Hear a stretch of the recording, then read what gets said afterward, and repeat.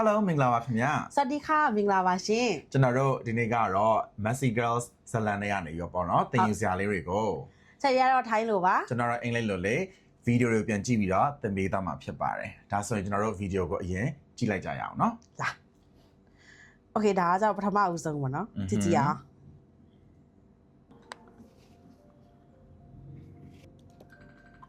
ဟာဖုန်းလာပြီဖုန်းကင်ပြီ Hello สวัสดีค่ะ Hello สวัสดีครับ do you speak English sorry นะ no นะคะဟိုကမလဲဒါထိုင်းလို့ပြောတယ်ဘယ်တော့ခါလဲအတန်ကြီးကတစ်မျိုးလေးပဲနော်အော်မြန်မာလား အော် yeah မြန်မာပါရှင်အော်မင်္ဂလာပါ oh my gosh ကိုလူမျိုးနဲ့ပြန်တွေ့ရတာဝမ်းသာလိုက်တာရှင်ဟိုဒါနဲ့လေဟိုအမအတန်ဘာဖြစ်နေရလဲဟိုတိုင်းရင်းသားမလို့လားမဟုတ်ဘူးညီမလေးအမAmerica မှာနေရကြလာလေလို့မြန်မာစကားသိမပြီးတော့တာ yeah အဲ့ဒီအမေရိကန်မှာနေတာကြာလာလို့ဆိုလို့ရှိရင်အင်္ဂလိပ်လိုပြောမယ်ဆိုတော့ America မှာကြာနေတာကြာပြီပေါ့နော်ဆိုတော့ကျွန်တော်တို့က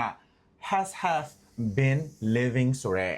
ဒီ grammar လေးကိုသုံးပြီးတော့ပြောလို့ရတယ်ပေါ့နော် for example I've been living in America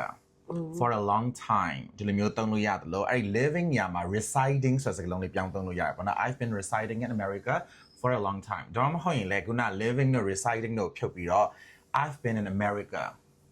for a long time ပေါ့နော်ဒီလိုမျိုးလေးပြောလိုက်လို့ရတယ်ထိုင်းလိုဘယ်လိုပြောလဲထိုင်းလိုဆိုလို့ရှိရင် you အမေရိကန်မှာနာแล้วဒါအမေရိကန်မှာနေတာကြာပြီပေါ့နော်အဲ့ဆိုလို့ရှိရင်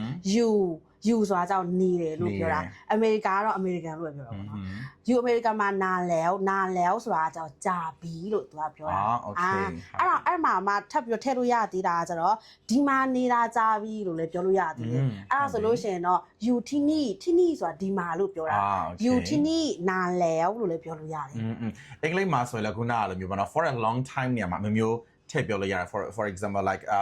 quite a while အဲ့လိုမျိုးလေးပေါ့နော်မျိုးပြောင်းသုံးလို့ရတယ်ပေါ့နော်ဒါပေမဲ့ခုနပြောသွားတာကတော့နေ့စဉ်ပို့ပြီးတော့အသုံးများတဲ့ဟာလေးပြသွားတာပေါ့နော်ဟုတ်ပြီနော် okay အဲ့ဒါဆက်ကြည့်ရအောင်နောက်တစ်ခုဟိုဒါဆိုရင်အမဟိုအမေရိကန်မှာနေရကြာပြီချင်းနေတော့ဟိုဘယ်လောက်ကြာပြီလို့လဲ3လဖွင့်ကြမှာလေရဟမ်3လငါတော့ဘယ်လောက်မှနေရအဲ့လောက်ထိ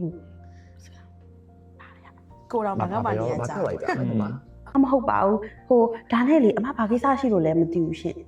အော်ဟွာလေမကညီမလေးရဲ့Facebook page မှာno Facebook post မှာတင်ထားတွေ့လိုက်တယ်ဗာလေ roommate ရှာတာလားမလည်းစိတ်ဝင်စားလို့ဟုတ်ဟွာလေအမဟိုဒီမှာလာအဲ့ဘယ်လိုမျိုးလဲ roommate ပေါ့ roommate ကတော့အခန်းပေါ်ပေါ့နော်အဲ့လိုမျိုးပြောတာထိုင်းလို့ဆိုလို့ရှိရင်เพื่อนร่วมห้องလို့လည်းပြောလို့ရတယ်ဟာเพื่อนလို့လည်းပြောလို့ရတယ်တကယ်ချင်းရှာတာပေါ့โอเคဟုတ်ပြီလာနေခြင်းလို့လားမသိဘူးပေါ့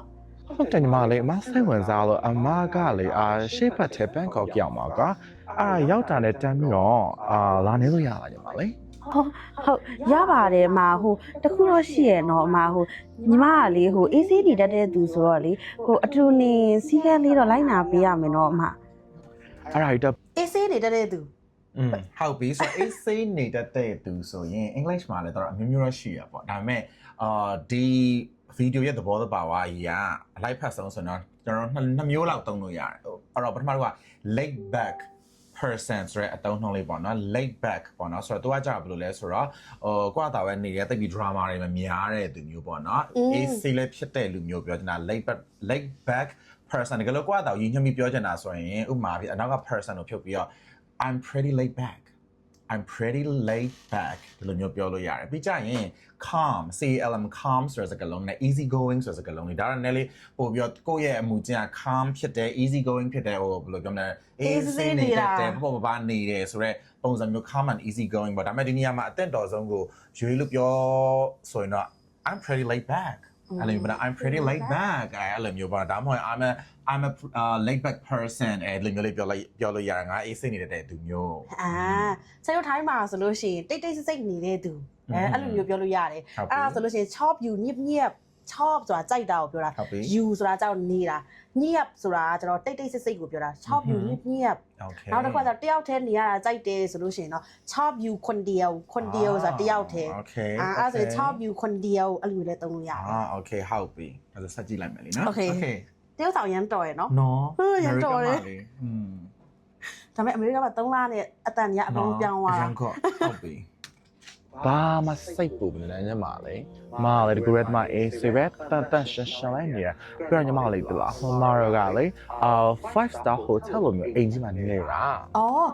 အစောနာကတစ်ခုကြံခဲ့တယ်အဲ့ဒါဘာလဲဆိုတော့စီကန်းလိုက်နာရမှာ อ๋อ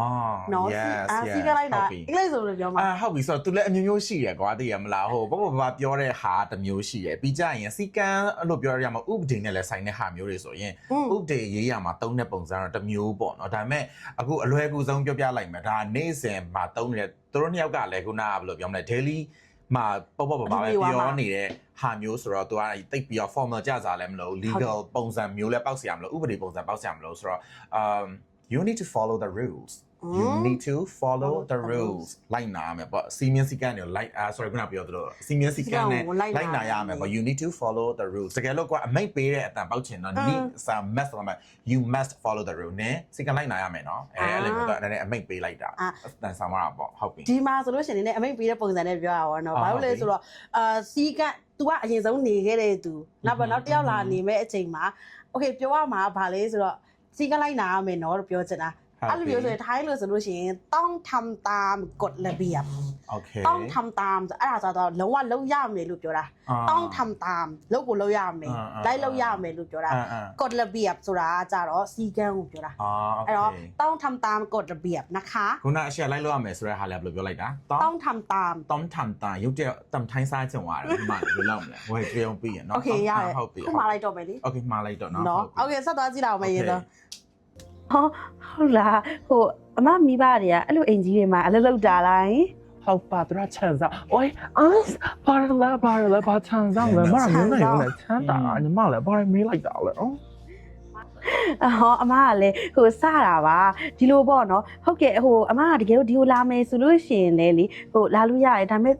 နည်းနည်းလေးစဉ်းစားရမိတာလေဟိုအမကဒီလောက်ချမ်းသာတာလေဘာဖြစ်လို့ဟိုအကောင်းစားကွန်ဒိုကြီးမှာသွားမနေရလဲ ဟုတ်တယ်နော် အော်ဒါလားမကတူရီတာတမီဆိုတော့အဖော်မတ်တယ်အားကြောင့်မို့တငယ်ချင်းတွေလည်းရကျင်တယ်ပေါ့နော်အားကြောင့်မို့အဲ့လိုမျိုးနေတာပြီးကြတော့မှအဲ့လိုမျိုးထိုင်းနိုင်ငံ culture တွေလည်းလေ့လာကျင်တယ်ပြီးထိုင်းစာလည်းသင်တာညီမလေးအဲ့တော့လေအားကြောင့်မို့အမှနေတာပြီးတော့ညီမလေးကထိုင်းစကားအရန်ကျွမ်းတယ်ဆိုတော့မောက်ထိုင်းစကားသင်ပေးမှလိုက် free တင်ပေးရမှာလား အိုး freedom ဟုတ်ဘူးပေါ့ကျွန်တော်လို့မကညီမလေးကိုအင်္ဂလိပ်စာပြန်တင်မယ်လေဘယ်လိုလဲ